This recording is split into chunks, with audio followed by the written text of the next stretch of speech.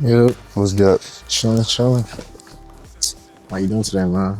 I'm doing pretty good. How about you? Really chilling.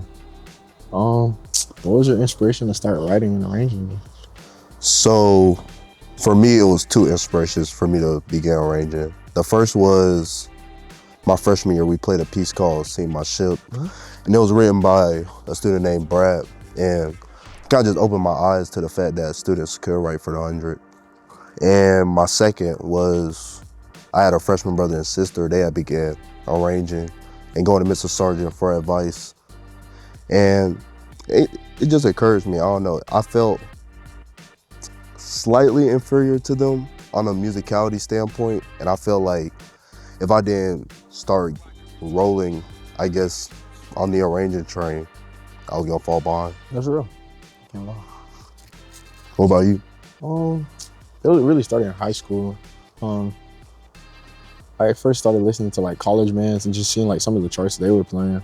And it inspired me to want to get into transcription. So I started listening to what they were playing, trying to put it into arranging software. And then after a while, I started to think to myself, I was like, what if I could take actual music and actually start making my own arrangements of it? So I started to experiment with it. It wasn't the best at first, but after a while, obviously it got better. But that was really my biggest thing. I just wanted to write cool stuff from my high school without having to bug my band director to do it. So yeah. Do you remember your first arrangement? First arrangement or first transcription? First arrangement. Arrangement. Let's see. Actually, what was it? I'm lucky blanking right now. Do you know yours? Yeah, it was Chicago. Really? Yeah, by Michael Jackson. Yeah. That's hard. I wrote it during winter break my freshman year. And yeah, after that, I'd say my first good arrangement though was Spain. That's real. That we played y'all freshman year, fall 24. Wow, that's on the charts for sure. Yeah. What about you? What would you say was your first like good arrangement? Good arrangement? I say it low-key was probably okay. I ain't gonna lie. Really? I think, okay, so obviously there was 4x4, but I think 4x4, it was okay, but I think at that point I was still pretty raw. Like I didn't know the ins and outs of like chord structure and like harmonic progressions and just like voicing correctly. Granted, it was an okay chart, I can't lie.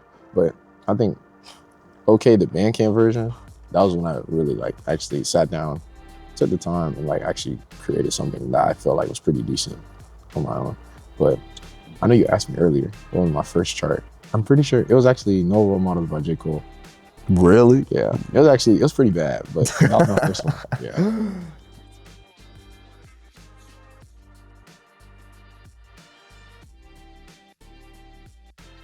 Dang. So how does it feel to write for the band? Especially for you, like, you know, you're a second year in the band, I'm a fourth year, so.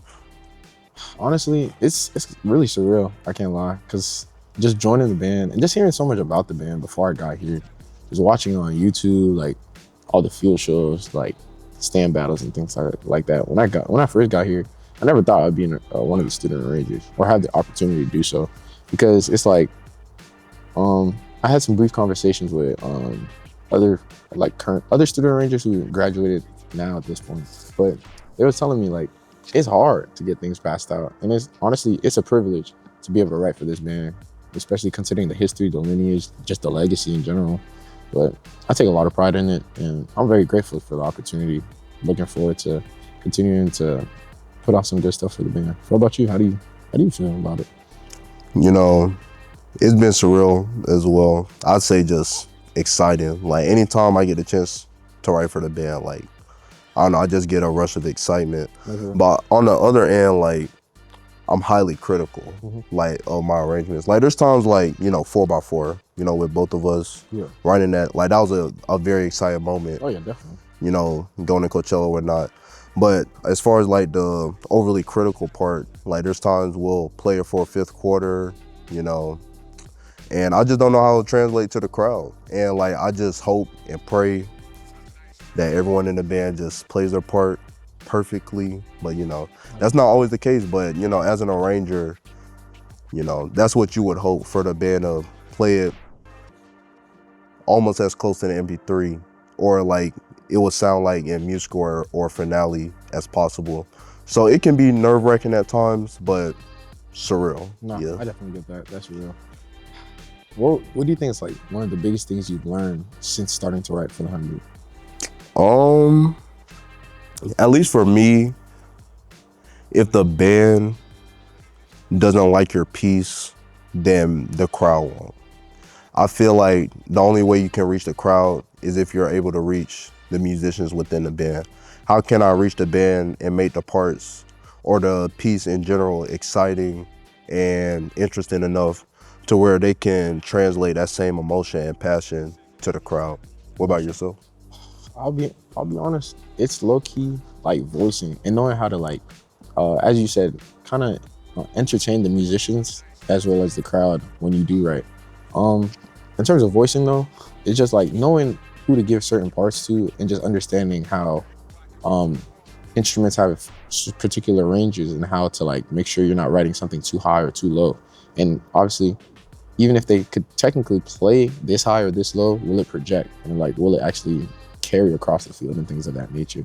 And just obviously keeping the musicians entertained, because at the end of the day, nobody wants to play whole notes and half notes the whole time. It's pretty boring. Yeah. Adding intricacies, it makes it fun for the musician.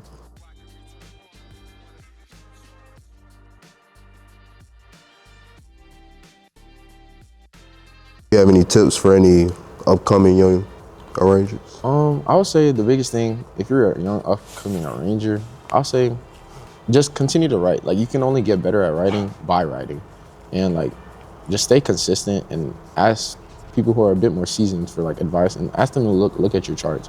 And when they do look at it, like, don't take it to heart what they're saying, because at the end of the day, they probably want to see you succeed, and they're gonna give you solid advice.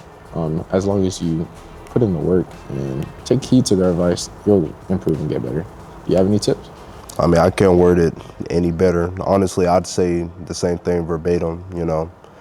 Just the only way you can get better, just keep going at it. And obviously, going to those who've had more experience, years more experience, and just going to them, seeking more advice, finding out ways how you can just improve the small things like voicing chords, writing counter melodies, notating certain melodies so the band can read it better the first time. So, you know. That's real. So one last thing, out of like all of the arrangements you've had the band play thus far, or been fortunate enough to have the band play, what's your favorite?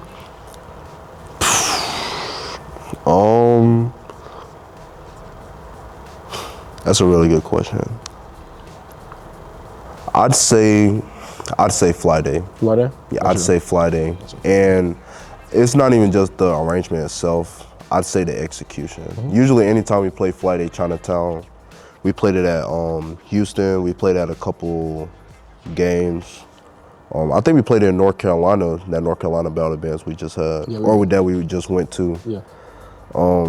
So yeah, for me, usually for me, in order for me to really love an arrangement that I gave to the band, not just do I have to love the arrangement itself, but the band as they execute it. Yeah.